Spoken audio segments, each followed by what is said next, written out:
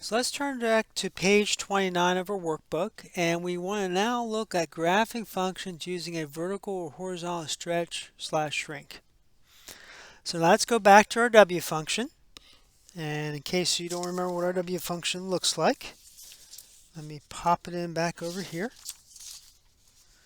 So that's the W function we're playing with. And we're now going to see what happens if we multiply the function with a number. So let's consider 3 times w of x.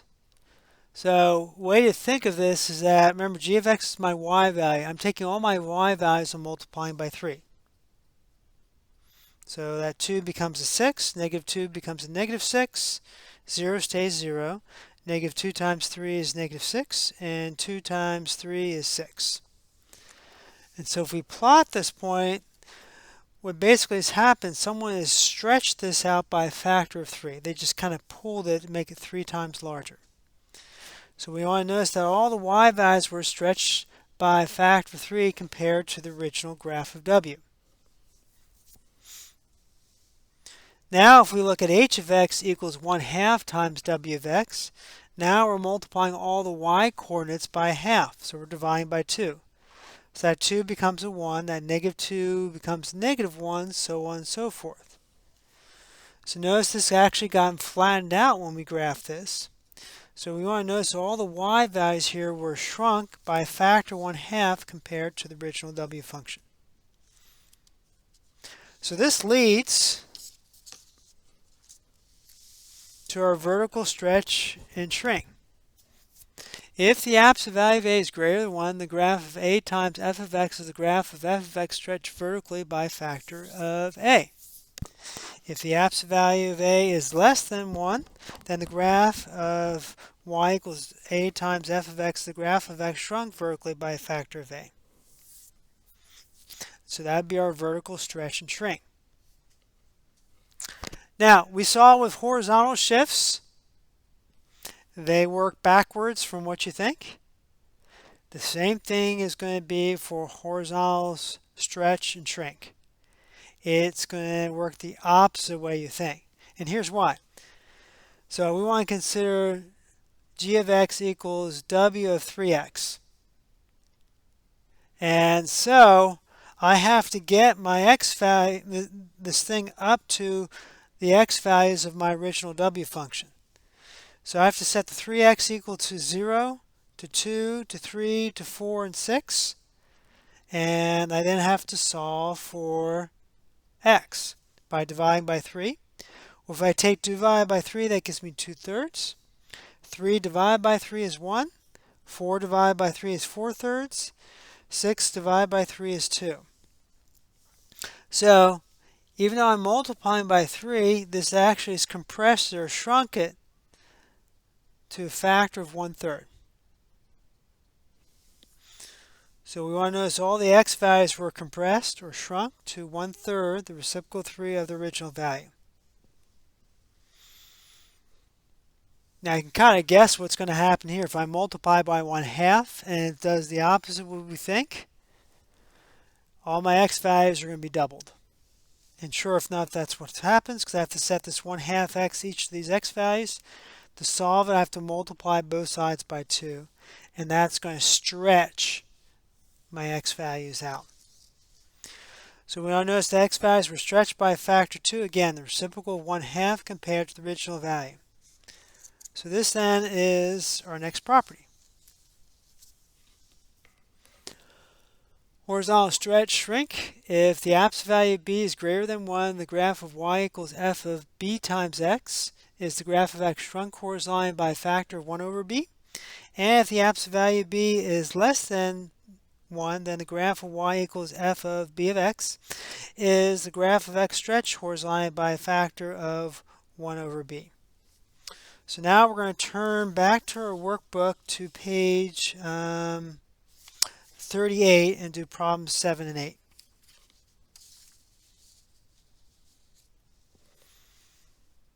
So looking at number 7 and number 8, these are both vertical stretches because the number is being multiplied outside of the squared.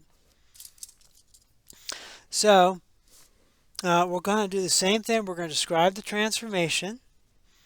So f of x is vertically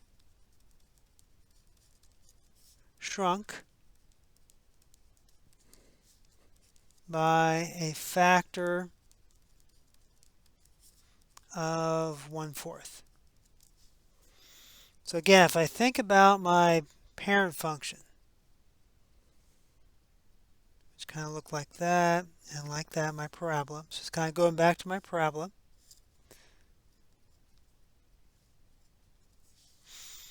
Zero, zero, if I multiply the y coordinate by 1/4, well, 0 times 1/4 is 0. Now let's think about this point here. 1 comma 1. If I multiply the y value by 1/4, that becomes 1 comma 1/4. So that's about here. My next point was 2 comma 4. Multiply 4 by 1/4, that becomes 2 comma 1.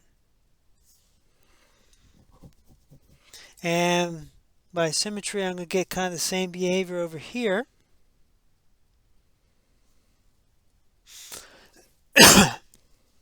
So if I were to sketch this in, it would look something like this. It's going to be a lot flatter.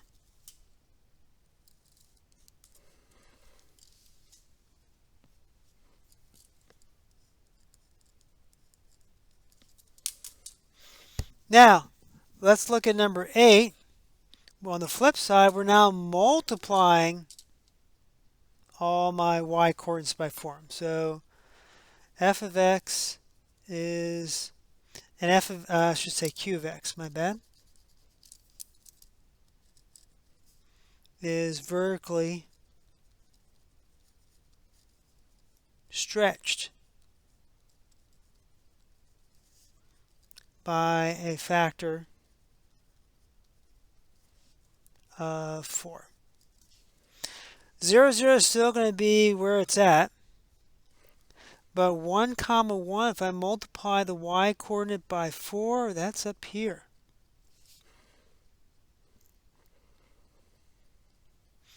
And if I were to do 2 comma 4 and multiply that 4 by 4, it's going to be off the graph.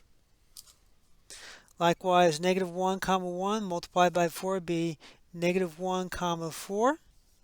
And so my V here is going to get, my U shape here is going to be much skinnier. And I did not draw that well.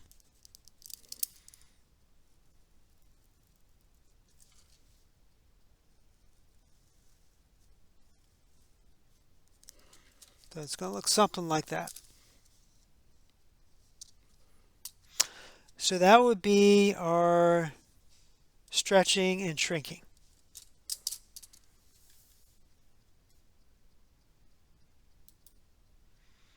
Now the question comes up, well, what if these numbers are negative? And so let's go back to page 31. Well, graph functions using reflections. So now let's suppose g of x equals negative w of x. So now I'm multiplying all my y coordinates by negative. So I'm making my y coordinates the opposite. And when I do that, compared to my original w function, it flips it upside down. We say that the graph is reflected across the x-axis. So if it's on the negatives on the outside of the function, you're going to get a vertical reflection. If, however, the negative's inside with the x, you're now changing the signs of all your x values. So that's going to give you a horizontal reflection.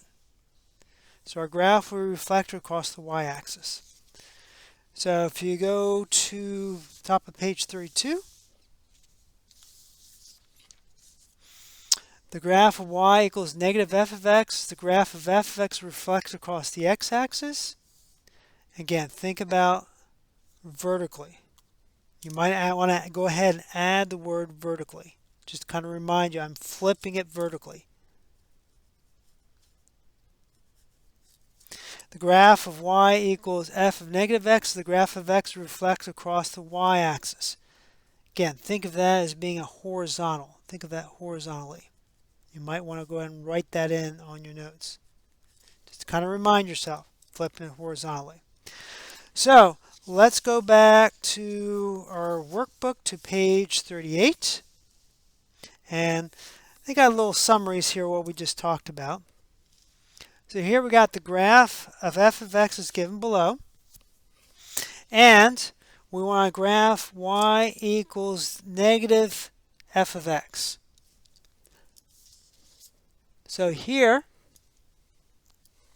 this is going to be a reflection across the x-axis. Again, think of it as a vertical reflection.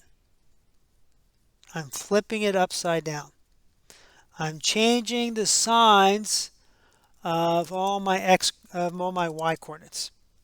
So the first point 0, 0.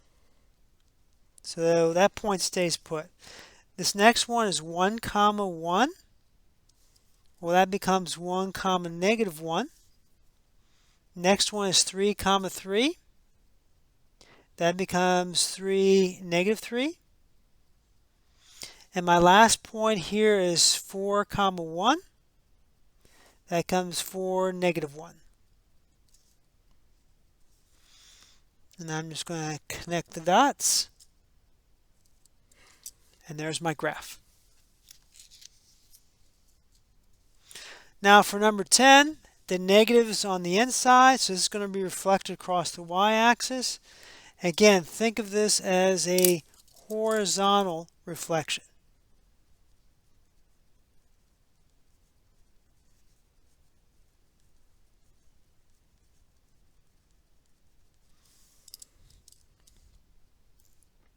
So I'm changing the sign of the x-coordinate. So 0, 0 stays put. 1, 1 becomes negative 1, 1. 3, 3 becomes negative 3, 3. 4, 1 becomes negative 4, 1.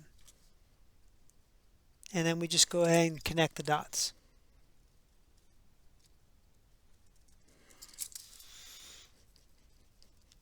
My elementary school art teacher would be horrified that I was drawing. I can't seem to draw that straight. Be horrified to know that I was drawing in class. So I am not a very good artist.